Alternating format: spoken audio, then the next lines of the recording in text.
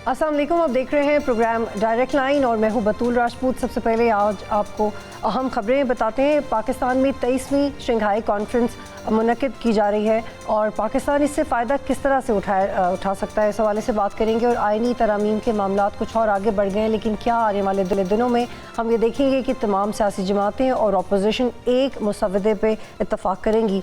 और मशरिक़ वस्ता और middle east से खबर ये है कि ईरान और इजराइल दोनों एक दूसरे पे हमला करने के लिए एक दफ़ा फिर तैयार हैं और अमेरिका ने कहा है कि वो इजराइलियों के डिफेंस के लिए एंटी मिसाइल सिस्टम भेजेगा। इन तमाम मौज़ूआत पर बात करने के लिए मेरे साथ प्रोग्राम में मौजूद है ज़ुनैरा अज़हर साहिबा, सीनियर सहाफ़ी, मोहम्मद आदिल ज्वाइन करें, सीनियर सहाफ़ी हैं, माजिद निज़ामी ज्वाइन करें, सीनियर सहाफ़ी हैं। बहुत शुक्रिया आप सबका। शंघाई ताउन तंजीम एक बहुत अहम तंजीम है, दुनिया की बड़ी तंजीम है जिसमें 40% दुनिया की पॉपुलेशन शामिल है। 2001 में रूस और चाइना ने इसकी बुनियाद रखी। इसके मेंबरान ममालिक में काज़ाकिस्तान, Kyrgyzstan, Tajikistan, Uzbekistan, Pakistan, India और ईरान शामिल हैं। पिछले साल ईरान ने इस तंजीम में शमूलियत अख्तियार की थी। पाकिस्तान 2005 से लेकर 2017 तक इस तंजीम का ऑब्ज़र्वर था, लेकिन 2017 से बाज़ाब्ता तौर पर पाकिस्तान रुकन है और अब इसका इनेकाद पाकिस्तान में किया जा रहा है। सिम्बॉलिकली इस तंजीम का इनेकाद पाकिस्तान में होना पाकिस्तान की बहुत बड़ी कामयाबी है, लेकिन पाकिस्तान इससे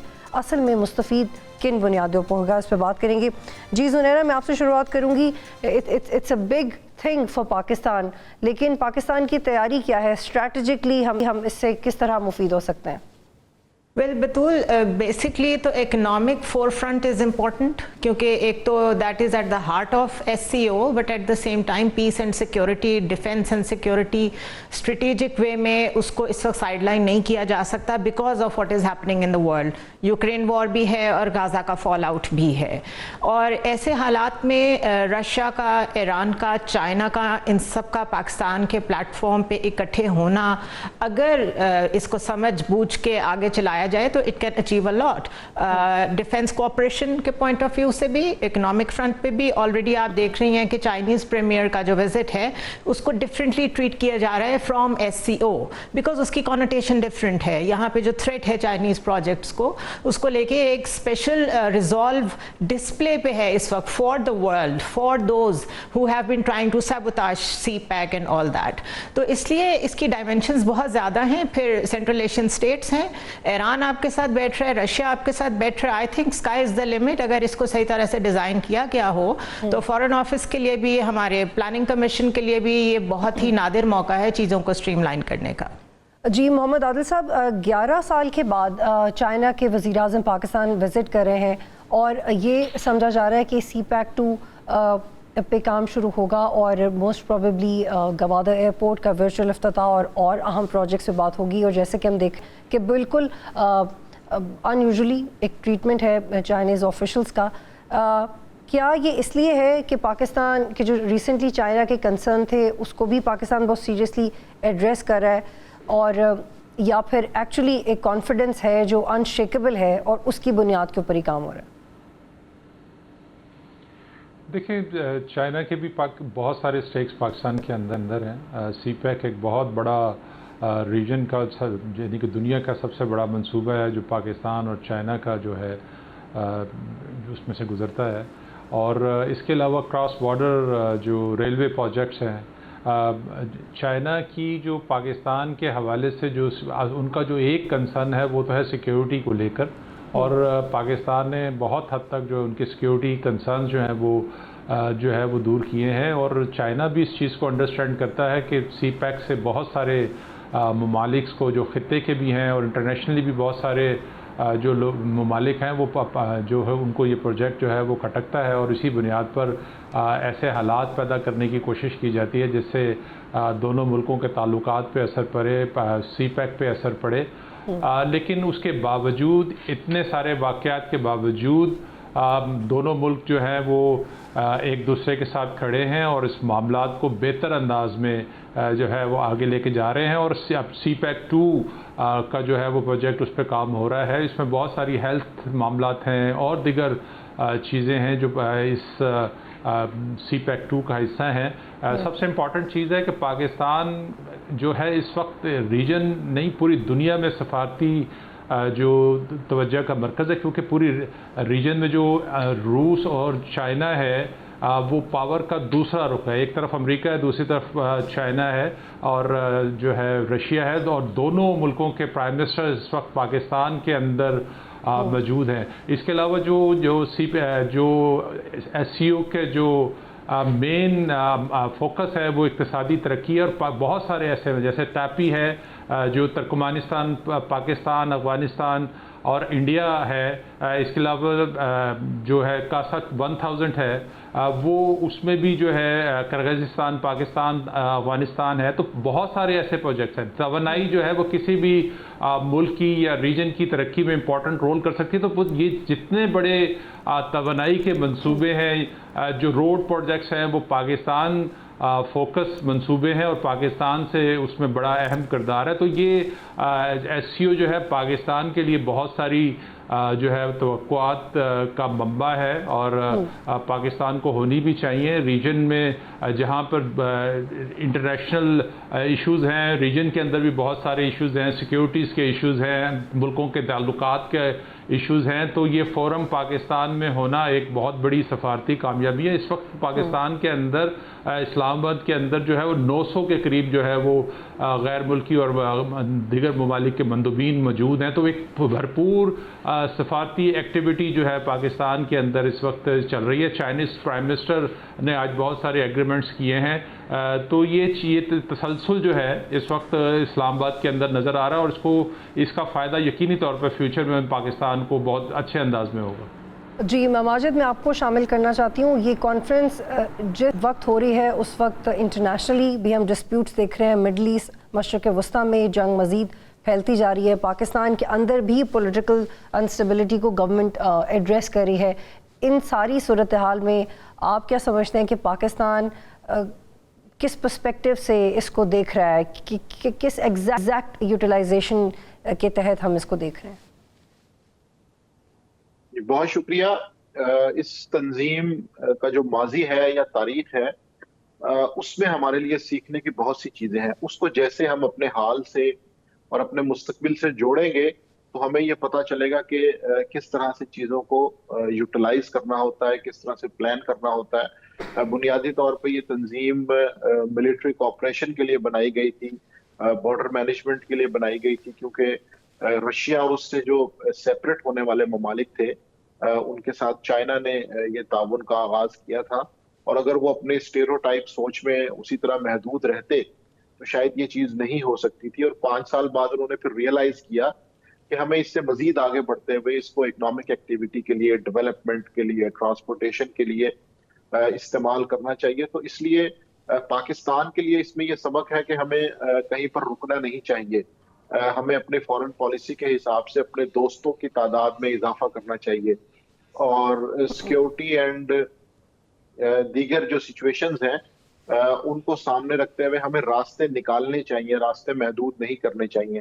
تو یہ اس سب سارے بیک گراؤنڈ کے ساتھ ہم جب پریزنٹ سچویشن دیکھتے ہیں تو یہ پتہ چلتا ہے کہ اس کے اندر اکنامک کوآپریشن اور ڈیفنس کوآپریشن دونوں میں ہمارے لیے بالکل راستے موجود ہیں. لیکن اس میں پرابلم کہاں پہ شروع ہوتا ہے وہ یہ ہے کہ پاکستان کی جو اندرونی معاشی صورتحال ہے جس میں ایز آف ڈوئنگ بزنس جو ہے یا فورن انویسٹمنٹ کتنی سموتھ ہے اور اس میں مشکلات کتنی کم ہیں, یہ وہ امپورٹنٹ پوائنٹس ہیں کہ جن کے اوپر انٹرنلی حکومت پاکستان کو کام کرنے کی ضرورت ہے.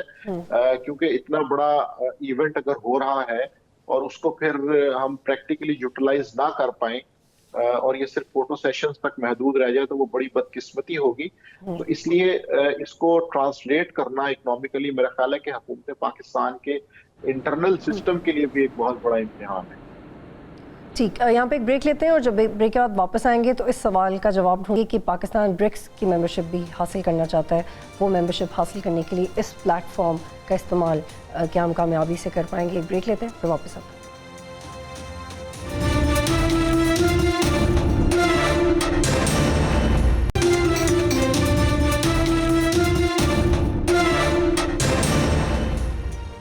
پروگرام میں خوش آمدید. آپ دیکھ رہے ہیں ڈائریکٹ لائن. شنگھائی تعاون تنظیم کا انعقاد پاکستان کے اندر پاکستان کی سفارتی صلاحیت کا ایک ثبوت ہے اور اس وقت پاکستان میں انڈیا, چین اور رشیا کے وفود پہنچ چکے ہیں اور دیگر ممالک سے بھی لوگ آ رہے ہیں, مندوبین آ رہے ہیں. اس کی آبزرویشن کی جا رہی ہے اور چائنیز آفیشل کا جو ایک ख़ास तौर पे इस्तकबाल हम देख रहे हैं वो इस चीज़ की निशानदेही करता है कि पाकिस्तान और चाइना अपने डिप्लोमेटिक रिलेशनशिप में हरगिज़ कॉम्प्रोमाइज़ पोजीशन अख्तियार नहीं करेंगे। लेकिन हमारा मौजू ये है कि पाकिस्तान इससे मुस्तफ़ीद कैसे हो सकता है। पाकिस्तान के एम्बिशंस तो हैं कुछ और ऑर्गेनाइजेशंस का मेंबर बनने की, लेकिन उसके लिए हमारी तैयारी क्या है। ज़ुनैरा, ब्रिक्स की मेंबरशिप भी तकरीबन इन्हीं ममालिक की है, लेकिन पाकिस्तान उसका रुकन नहीं है। आपको लगता है कि ये आसानी से पाकिस्तान इसके लिए एलिजिबल हो सकता है या इसकी तैयारी कर सकता है?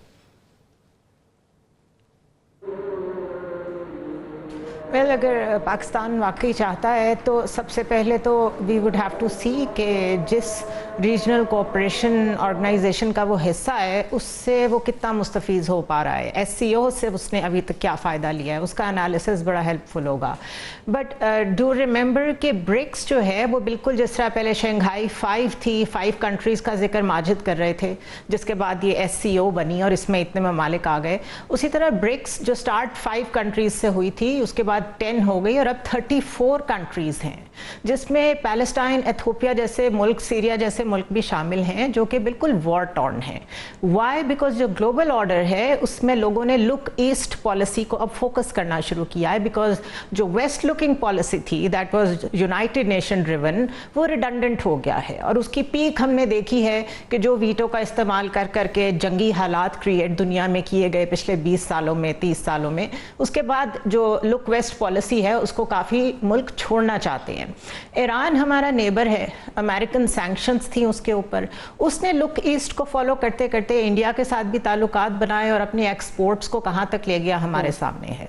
तो ये एस्पायरेशन होना कि हम किसी और ग्रुप का भी हिस्सा बन जाएं, that is something different. But आपके पास उसका रोड मैप क्या है, आपने उसमें से निकालना क्या है, पहले वो ब्लूप्रिंट आपके पास होना चाहिए, विच आई एम नॉट श्योर कि हमारे पास है कि नहीं। और आदिल साहब, इसी के लिए जैसे ज़ुनैरा ने निशानदेही किया कि आपका एग्जैक्टली रोड मैप क्या है, क्या हम फार साइड फॉरेन पॉलिसीज़ अपना रहे हैं to be part of the BRICS? क्योंकि जिस कॉपरेशन की हम बात करते हैं वो एक ऐसी रीजन में है जिसमें ममालिक के मुतज़ाद मफादात हैं, जैसे रशिया और उसमें अमेरिका शामिल है, फिर चाइना का। तो ये इंडिविजुअल इंटरेस्ट के साथ पाकिस्तान अपनी ज़्यादा स्पेस बना रहा है।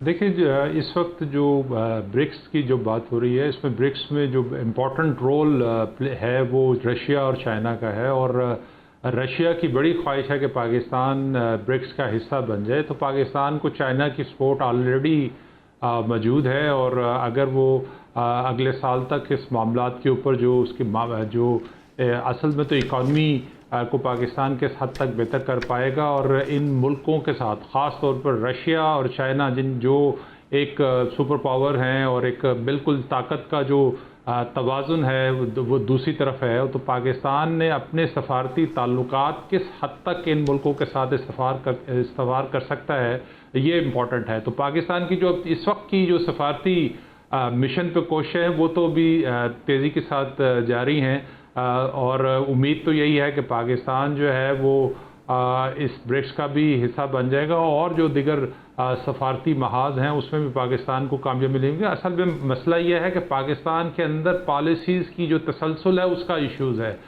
तसलसल ना होने की वजह से जो है बहुत सारे चीज़ें जो है वो जो है उस पर इम्प्लीमेंट नहीं हो पाता। तो अब जो सूरत हाल नज़र आ रही है पाकिस्तान के अंदर पॉलिटिकली भी दिगर भी, तो एक तसलसल बहुत ज़रूरी है और उसी पे ज़्यादा फोकस है पाकिस्तान के अंदर जो स्टेक होल्डर्स हैं। अगर वो उस तसलसल को काम कर लेते हैं, उस पर कामयाब हो जाते हैं और पॉलिसीज़ को लेके आगे जब चलते हैं तो पाकिस्तान के लिए बहुत सारी सफारती भी और इकानमी के लिहाज से भी बहुत सारे मामला बेहतर अंदाज में हल हो सकते हैं। और माजिद, आप देख रहे हैं इसमें मौसर सिफारतकारी और एक ऐसी सिफारतकारी जो दो बड़ी ताकतें हैं जो दूसरे के मुखालिफ भी हैं उनमें तवाज़ुन के साथ इम्प्लीमेंट हों। क्योंकि हम it's one of the examples कि जैसे अमेरिका को कुछ पेमेंट्स पे एतराज़ था, वो चाहते थे कुछ कॉन्फिडेंशियल चीज़ें सीपैक के हवाले से डिस्कस हों IMF के थ्रू, लेकिन पाकिस्तान ने वो नहीं किया। ये चीज़ें अब मज़ीद सक्सेसफुली एड्रेस हो सकती हैं। जी, अभी तक की सूरत हाल और माजी की मिसालों को सामने रखें तो पता चलता है कि पाकिस्तान कभी भी इस तरह से बड़ी ताकतों को सक्सेसफुली मैनेज नहीं कर सका। یا اگر اس نے مینج کیا بھی ہے تو اس سے وہ خاطر خواہ فائدہ نہیں لے سکا جس کی توقع کی جا رہی تھی. تو اس بنیاد کے اوپر مجھے لگتا ہے کہ ہمیں دو چیزوں کو دیکھنا ہوگا. ایک تو یہ ہے کہ پاکستان سفارتی محاذ پر کیا کام کر رہا ہے اور اس سے کیا کیا کامیابی کی امید کی جا سکتی ہے. دوسرا یہ ہے کہ پاکستان کی اندرونی معاشی صورتحال میں ایسی کون سی خاطر خواہ یا بلند پایا 5 سے 10 چیزیں ہیں جن کے بارے میں پاکستان یہ دعویٰ کر سکتا ہے کہ ان کی بنیاد پر ہم ایک ایمرجنگ اکانومی بننے جا رہے ہیں, یا اس کی بنیاد پہ ہماری معیشت کا جو چہرہ ہے وہ بدل رہا ہے, اس لیے ہمیں انٹرنیشنل فورمز کے اندر آنے کا موقع دیا جائے.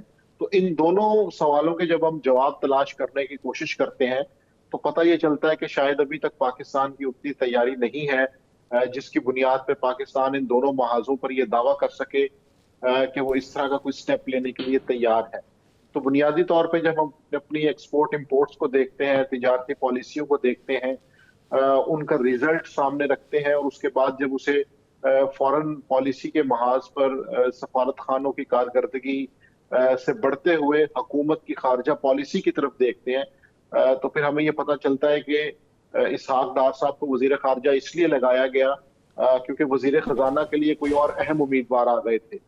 تو اگر اس بنیاد پہ لوگوں کو ایڈجسٹ کیا جائے گا اس کے بعد یہ توقع کی جائے گی کہ جی کوئی بڑی کامیابی ملے گی, تو مجھے ایسا لگنا مشکل نظر آتا ہے. ٹھیک, زنیرہ ایک اور زاویے سے بات کرتے ہیں. پاکستان اس کو یوٹیلائز کر سکتا ہے ایز این اپرچونٹی, اس پہ تو ہم بات کر ہی رہے ہیں, لیکن ایس سی او بطور تنظیم اس کے اندر بھی کچھ کمزوریاں ہیں جس پہ بات ہوتی رہی ہے. اس پہ میں چاہتی ہوں کہ ہم بات کریں. ایس سی او کی اپنی جو اجارت جاتی اصلاحات ہیں, کہ ان کی اپنی ڈیسیژن میکنگ کے حوالے سے ریفارمز ہیں, وہ بہتر کیوں نہیں ہوتی؟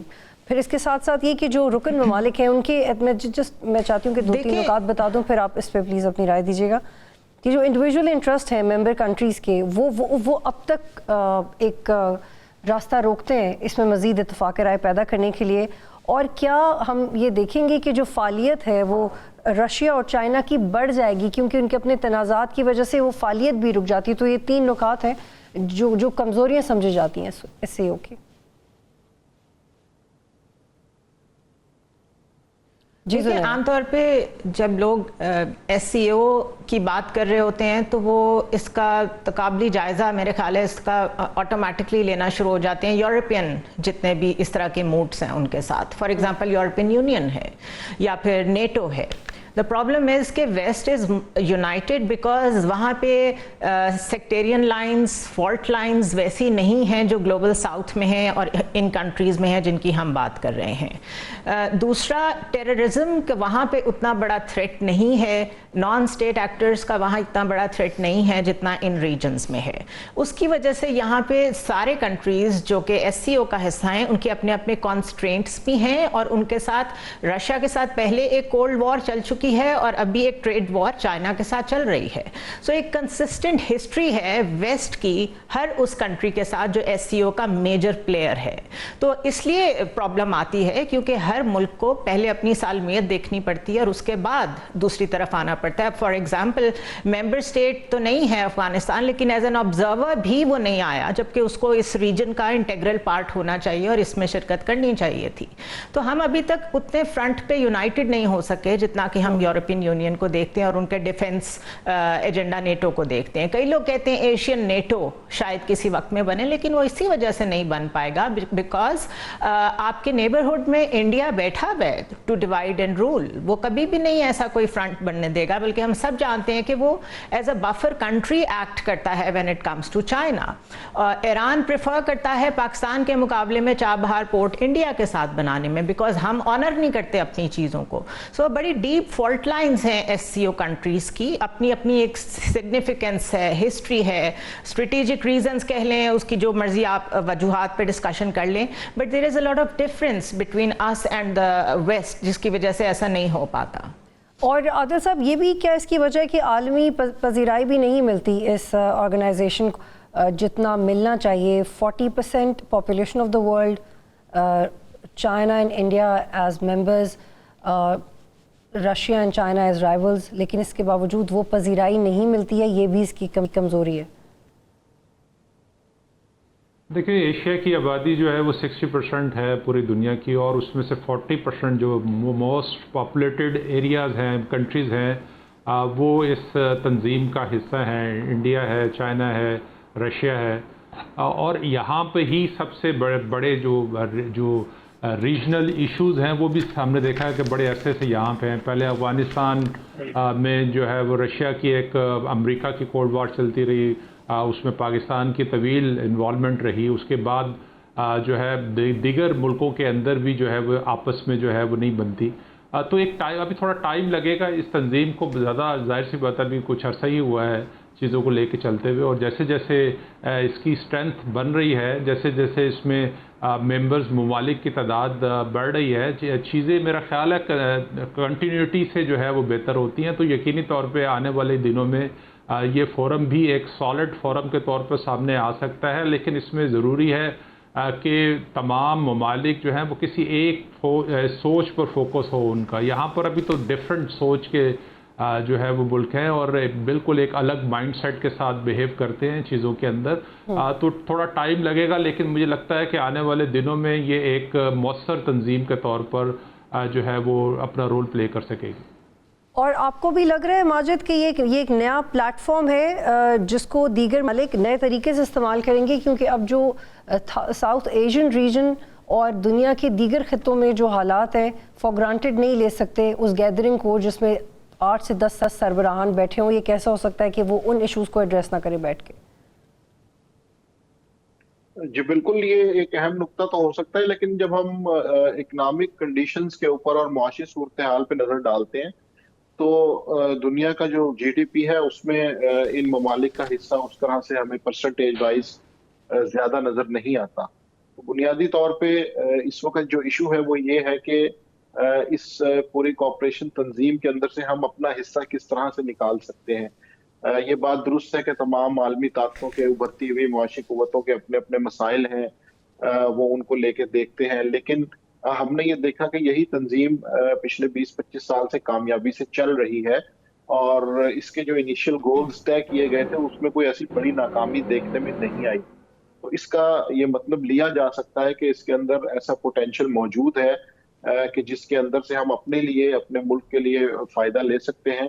उसकी वजह यह है कि अभी तकरीबन as a complete member, proper member बने हुए हमें तकरीबन कुछ 7 साल हुए हैं। तो ये अरसा देख के मुझे लगता है, मुझे ये उम्मीद है कि अगर हम इस के ऊपर काम करें और इन खतूत को लेके चलें तो इस ऑर्गेनाइजेशन की तारीख कोई इतनी बुरी नहीं है, या अपने ऑब्जेक्टिव्स के हवाले से इसे कोई ऐसी नाकामी नहीं हुई जिसकी वजह से हम इस पे कोई मायूसी का इजहार करें या खदशात का इजहार करें। बिल्कुल इसके साथ चलते हुए हम अपने मकासद को हासिल कर सकते हैं। बिल्कुल, और कियानी साहब ने ग्रीन बुक में लिखा था that we need to make our house in order, और उसके बाद हमने उसकी मुस्तकिल इम्प्लीमेंटेशन देखी, ना सिर्फ इस्टेब्लिशमेंट की तरफ से बल्कि स्टेट ऑफ पाकिस्तान की तरफ से। और आज उसकी एक झलक ये है कि इस बड़ी तंजीम की कॉन्फ्रेंस का इनेकाद पाकिस्तान में हो रहा है। पाकिस्तान की सिफारती कामयाबी ये होगी कि वो अपना सख्त से सख्त नुक्ता इतना कन्विंसिंगली टेबल पे रखे कि किसी भी सुपर पावर के लिए उस पर सोचने या उसको वो अवॉइड ना कर सके उस नुक्ते पे सोचना। लेट्स सी पाकिस्तान इस कैसे बिहेव करता है। एक ब्रेक लेते हैं, फिर वापस आएंगे।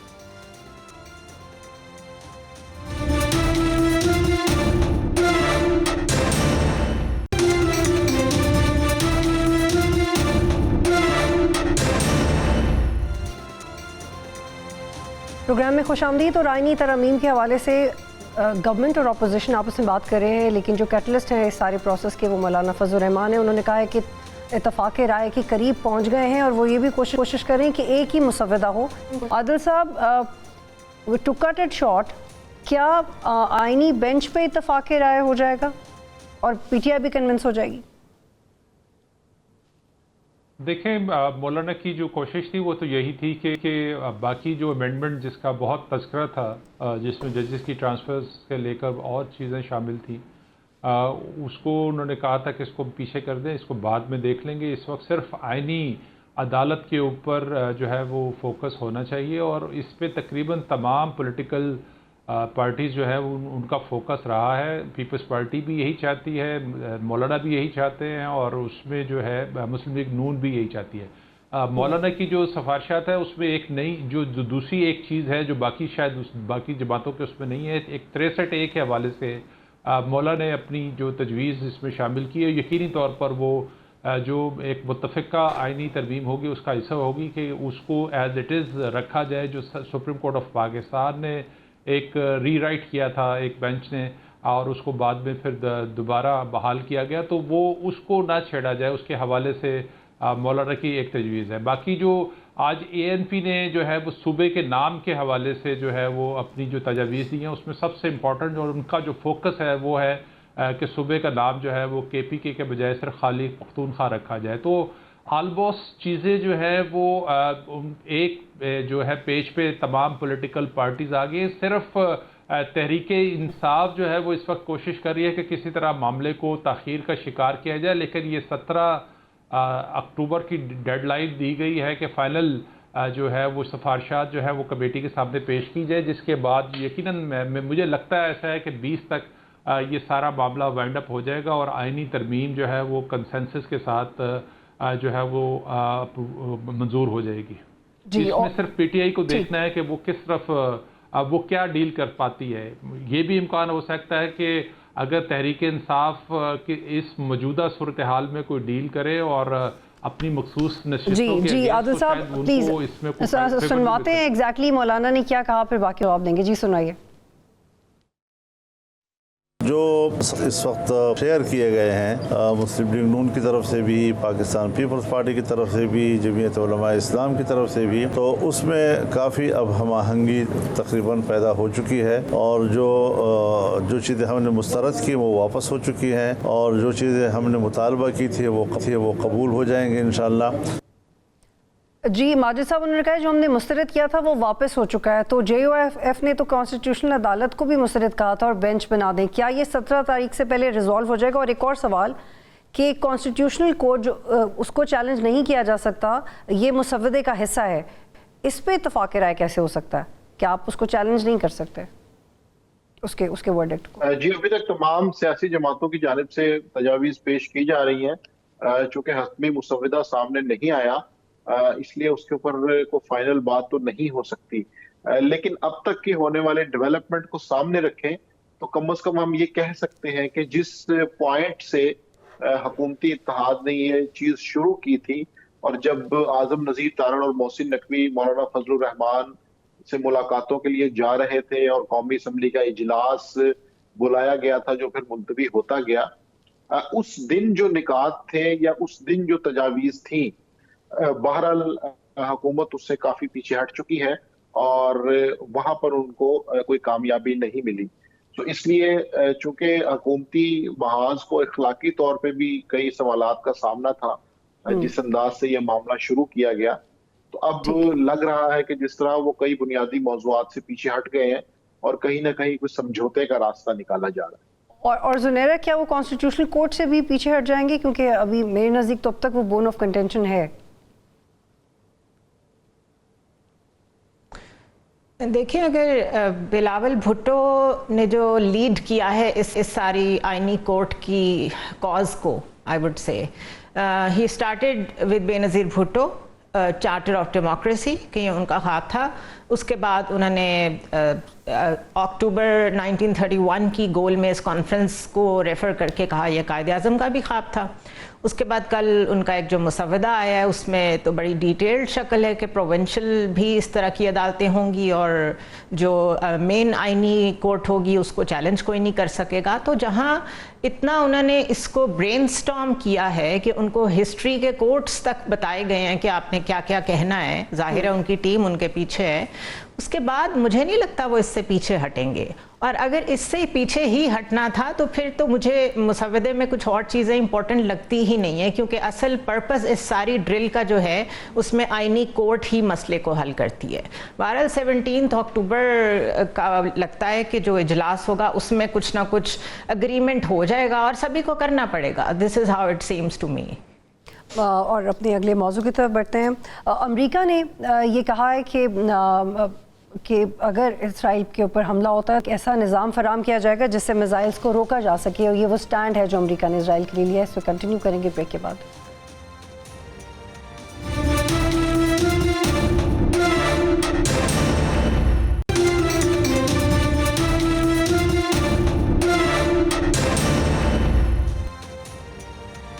آپ دیکھ رہے ہیں ڈائریکٹ لائن اور پروگرام میں خوش آمدید. اور ایران کے سفارت خانے کی طرف سے یہ لکھا گیا کہ حالیہ دنوں میں ہم نے اپنے خطے میں ہر طرح کی جنگ کو روکنے کے لیے زبردست کوششیں کی. میں واضح کرنا چاہتا ہوں کہ ایسی کوئی سرخ لکیر نہیں جو ہمیں ایرانی عوام اور ملکی مفادات کی دفاع سے روک سکے.